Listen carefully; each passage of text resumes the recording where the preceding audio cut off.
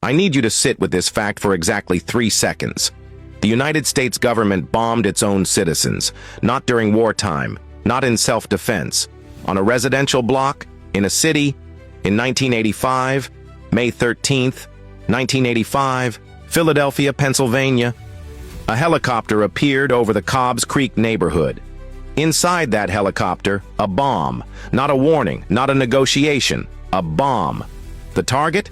MOVE, a black liberation organization that challenged police brutality, fought environmental racism, and lived a back-to-nature lifestyle.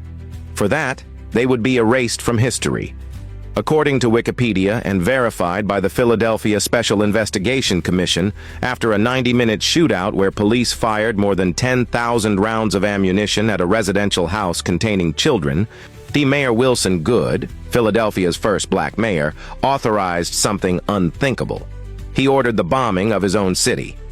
At 5:27 p.m., a Pennsylvania State Police helicopter dropped 2 1.5-pound bombs made of Tovex and C4 explosives onto the roof of the MOVE house at 6221 Osage Avenue. Here's what happened next.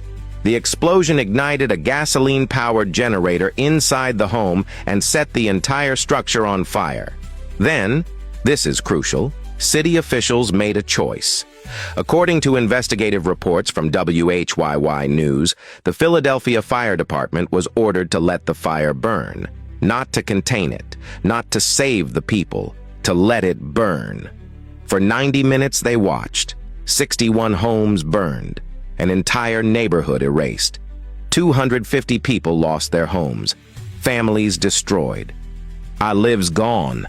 According to the MOVE Commission findings, after 5 weeks of hearings with more than 90 witnesses, 11 people were killed inside that house.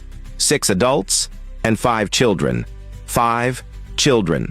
John Africa, Rhonda Africa, Teresa Africa, Frank Africa, Conrad Africa, Tree Africa, Delisha Africa, Netta Africa, Little Phil Africa, Tommaso Africa, Raymond Africa. They have names. They were people. They were children.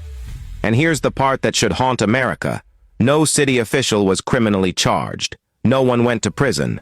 No one faced justice. Police Commissioner Gregor Sambor, who ordered the bombing, resigned in 1985, but was never indicted. Mayor Goode issued an apology decades later in 2020. The city paid a civil settlement in 2005, $12.83 million. But no criminal charges, no accountability that meant anything. Think about that. If a citizen dropped a bomb on a government building, they'd face decades in federal prison. But when government drops a bomb on citizens, especially black citizens fighting for their freedom, an apology, a check, and America moves on. According to PBS News, a helicopter pilot named Mark Ciccone, who flew a surveillance mission before the bombing, told city officials, "The bunker's no threat. There's nobody in it. You don't have to drop a bomb." His warning was ignored. That warning could have saved 11 lives, 61 homes, a neighborhood.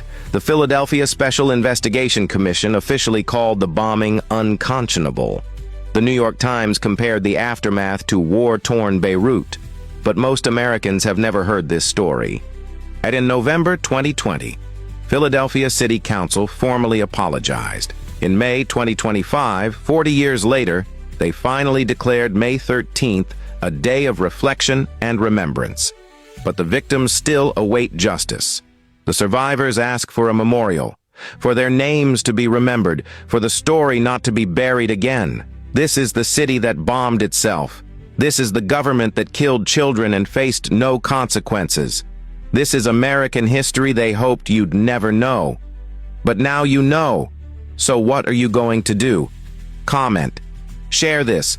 Follow for the history they've been trying to bury. Because if we don't say their names, John Africa, Rhonda Africa, Teresa Africa, Frank Africa, Conrad Africa, Tree Africa, Delisha Africa, Netta Africa, Little Phil Africa, Tommaso Africa, Raymond Africa, then they died twice. Once in the fire, once in our silence.